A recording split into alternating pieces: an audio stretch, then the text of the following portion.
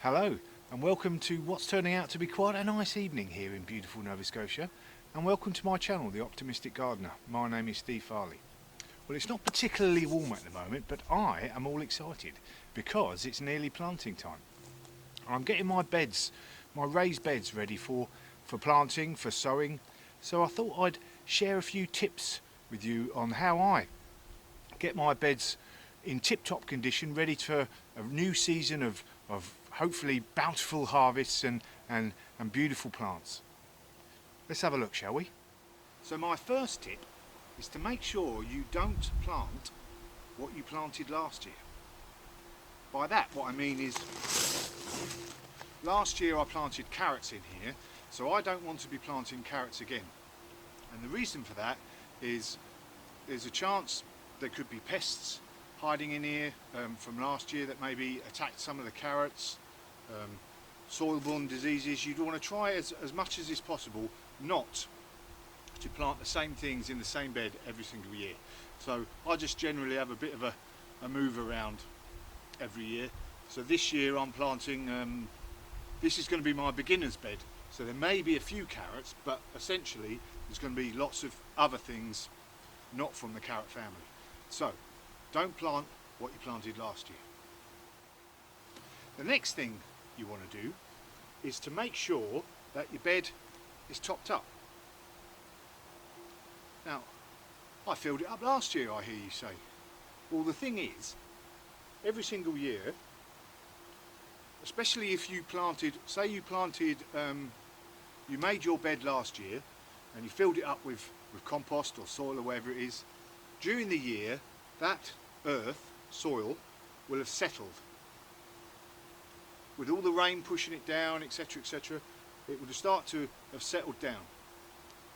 And that would have reduced, especially if you've got any sort of impermeable fabric underneath this soil, that will reduce your growing space. So it's a good idea to top your bed up in the autumn, or even the springtime now is no worries at all, with a nice dressing of compost or manure, or well rotted manure, something like that. I topped this up with well rotted manure and compost last autumn, and that's had a chance to settle down now nicely. So this is going to be good for the year. But just make sure you give it a nice top up so that A, it's topped up and you've got a good nice bit of grown space for the roots, and B, there's some nice fresh compost in there to give the soil the nutrients and to feed those plants later on. So if you've just topped up your bed with compost, you won't have this problem, but as this compost was laid in the autumn time, there's been a chance for a few weeds to sneak themselves in. So the next thing you want to do is give your bed the once over and make sure there's no weeds in there. Good chance now to get them when they're young and their roots haven't had a chance to get in amongst it. So I normally use a Dutch hoe. This is my number one tool in the garden, I think, especially for weeding. And I just give the bed a bit of a hoeing just underneath the surface, and I can see some grass there. Look, see? Look at that, cheeky monkeys. A bit of grass. Just give it a general hoeing underneath the surface, or if you just want to pick out the odd weeds to make sure there's nothing there. I practice the no dig gardening philosophy, so I actually not doing any digging over of the bed at all. All I've done was just literally put this compost down, an extra couple of layers to top the bed up, and now giving it this light hoeing. And then the next thing I want to do is give it a raking, just a light raking to make sure everything's nice and flat, all nice and level. Another bit of grass there somewhere, where did I see that? There it is, all nice and level. And there's also a few hefty looking bits here that haven't broken up properly. So what I will do is just give them a good scrunching. Make sure it's all nice and small. Just the big bits.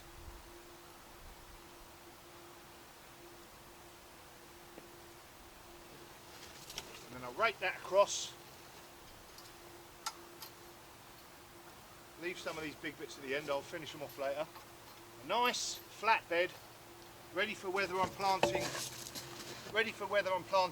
seeds or young seedlings, which I'm going to do a bit of both in this bed anyway. On to the next tip. Now, as I said, it's not particularly warm at the moment, although it's turning into a lovely evening, but the temperatures are only really going up to, at the most, 9 degrees the other day. Oh, I tell you what, fairly tropical it was, but it's, you know, it's staying around 5 degrees and maybe a degree or so underneath freezing in the night time. So my soil literally a couple of weeks ago was frozen solid, so the soil itself is not particularly warm at the moment. I'm going to be planting next week both seedlings and seeds, so I want to warm the earth up a bit, and a good way of doing that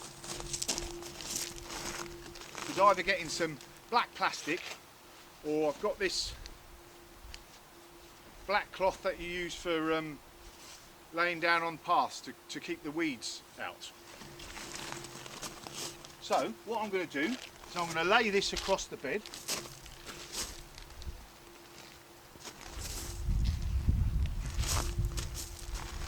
Pin it down with these little crampons.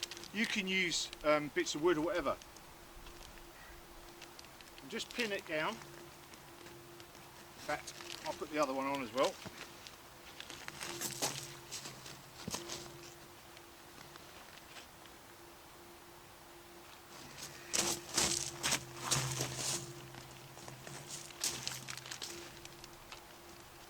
And what this is going to do, because it's black,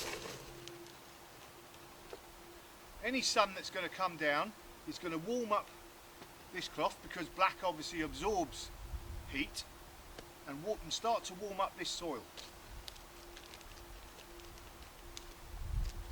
Now you can do this with black cloth, or like I said, black plastic, but we don't want to use plastic as much as is possible.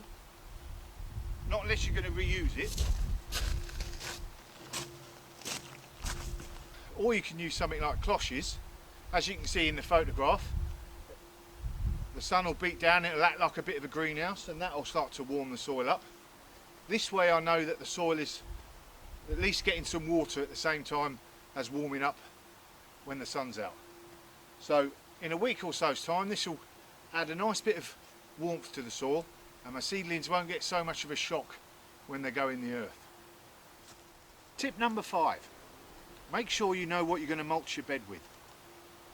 I've spoken before about how important I think mulching is. In fact, it's just near enough the most important thing that you do this spring, possibly.